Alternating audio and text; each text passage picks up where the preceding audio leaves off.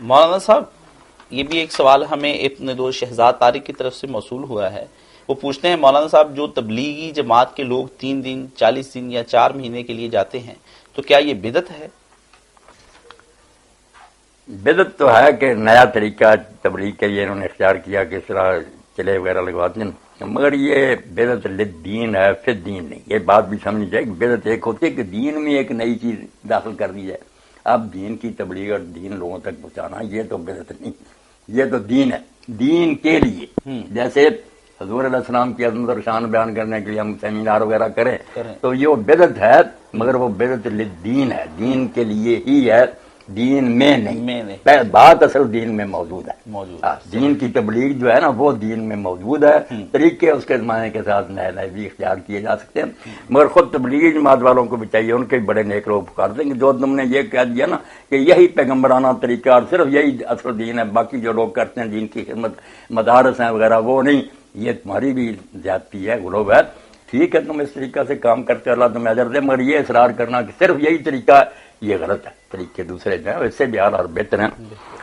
باقی اللہ کے رسول علیہ السلام کی زندگی کو پڑھا جائے نا، قرآن کو پڑھا جائے تو لوگوں کے پیچھے پڑھ کر دین بتانا جو ہے نا دین کی بے قدری ہے. سورہ عباسہ وتولیٰ میں اللہ کے رسول بالکل نیک نیتی سے کافر سرداروں کے ساتھ مشہور سے گفتگو میں صحابی آئے عبداللہ بن ام مکتوم رضی، بڑے چوٹی کے آدمی تھے، حضرت خدیجہ کے پھوپھی زاد تھے، رسول اللہ انہیں مدینہ میں امام مقرر کرتے تھے.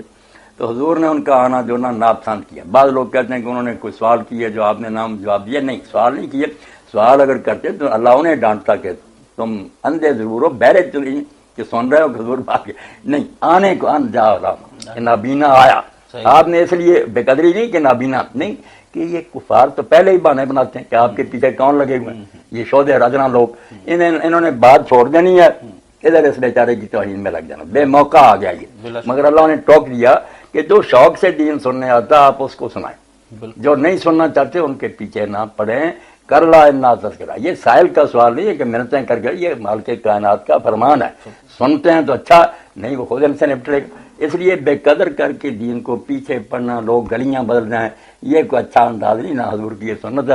اور یہ بھی ہمارے تبلیغی بھائی کہہ دیتے ہیں کہ حجۃ الوداع میں آپ نے اعلان فرمایا تھا جس صحابی کا جدھر منہ تھا ادھر کوئی چلا گیا اپنے وطن کو نہ لوٹا. یہ بھی بناوٹی بات ہے، کوئی بات نہیں کیا سارے اپنے اپنے گھروں کا تبلیغ کرنے والے اصحاب الصفا مخصوص لوگ. اللہ دین اور فی الدین، یہ یاد رکھنا. ماشاءاللہ ماشاءاللہ، قیمتی نکتہ ہے جناب.